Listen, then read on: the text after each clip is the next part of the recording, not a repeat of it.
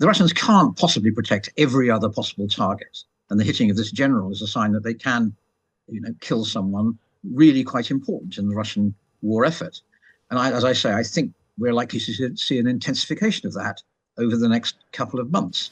And if you're a Russian general, this is a worrying fact, new fact in your life. You can do certain things, but there's no absolute guaranteed protection against assassination. And so would it have any input? Yeah, go on.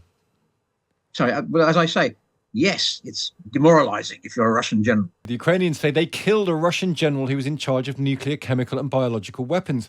Lieutenant General Igor Kirillov was blown up when a device hidden in a scooter, this is in Moscow, by the way, was detonated remotely.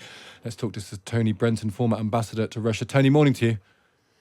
Morning. What do you make of this? This feels like quite a big setback for Russia, a big statement from Ukraine, if it indeed was them taking out a general like this in Moscow.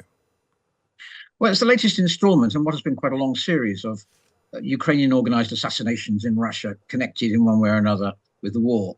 It's slightly more impressive than earlier targets who are mostly political, renegade Ukrainian politicians and so on.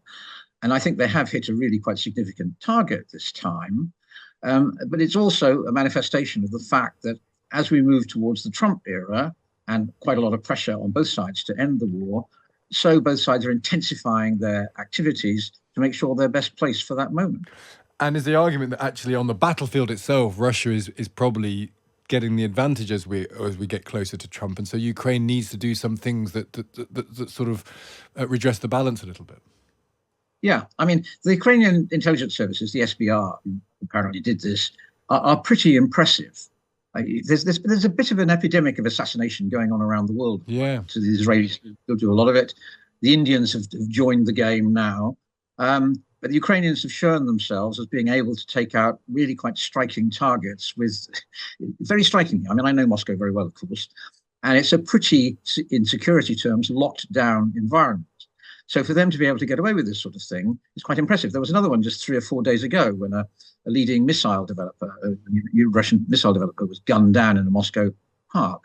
This is an ongoing phenomenon, and I suspect we're going to see more of it, as I say, as we move towards the Trump era. It's so interesting, because I've been thinking a lot about Israel when we were talking about this story. It feels that, is that one of the MOs of Israel is, if you're a small country up against lots of enemies or widespread enemies, one way you can slightly punch above your weight is by being brilliant at espionage, and particularly violent espionage. That's something that Israel has done. Is that something that Ukraine maybe have learnt from?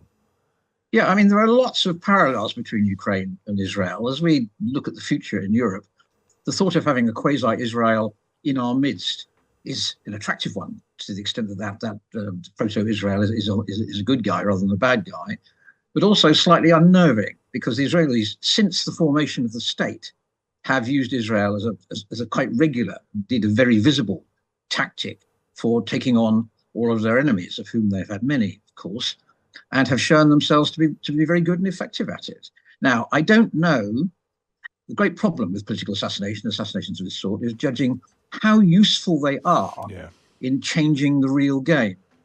And as you look at it, if you look at, for example, they killed an awful lot of Iranian nuclear scientists as a way of limiting Iran's ability to move towards getting an atomic bomb.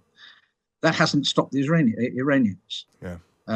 I don't suppose the killing of this guy, who's responsible, amongst other things, for Russia's illegal chemical use of chemical weapons in Ukraine, is going to stop the production or use of those chemical weapons. It's a very eye-catching tactic whose actual effectiveness remains pretty unproven. What about this as an argument that Putin obviously will value his own life, and the security around him, I imagine, will just be eye-wateringly exceptional. But as we're going into this new world of Trump, and Putin has to start working out the extent to which a deal is possible, and he'll weigh up the lives of Russians lost on the battlefield, which doesn't seem to prey on him very much. Is there anything in the idea that Ukraine could hit at the very heart of the Russian establishment all the way up to him? Could that prey on his mind as a way of him thinking about the need to do a deal or otherwise, or is that just so unrealistic? Well, I know about the security surrounding Putin, since I've obviously taken senior British visitors in to see him from time to time. And it is eye-wateringly thorough. There is no way they're going to get to Putin or to anyone particularly close to him.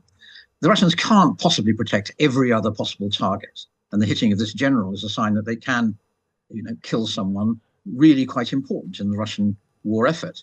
And as I say, I think we're likely to see an intensification of that over the next couple of months.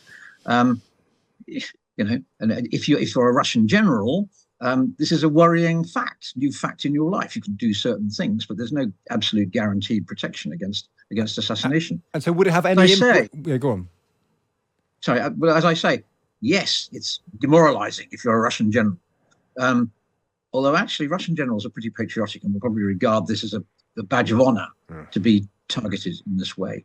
But as I say, I don't think in terms of shifting the war in Ukraine's favour, or indeed shifting the balance of opinion about Ukraine, which is already pretty well established as a tough, worthwhile opponent, it's going to make a huge amount of difference. And so Trump arrives. Russia is succeeding, but very slowly on the Ukrainian battlefield. Ukraine has had an incursion into Russia. It's hitting Russian generals. Where does that leave us on January the 20th, in your view?